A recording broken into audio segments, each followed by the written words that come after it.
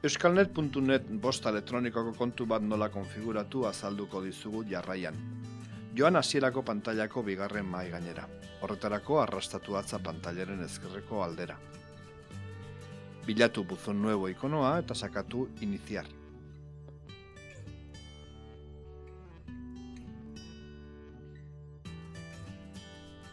Euskalnet.neteko kontua konfiguratzeko sartu zure kontuaren datuak.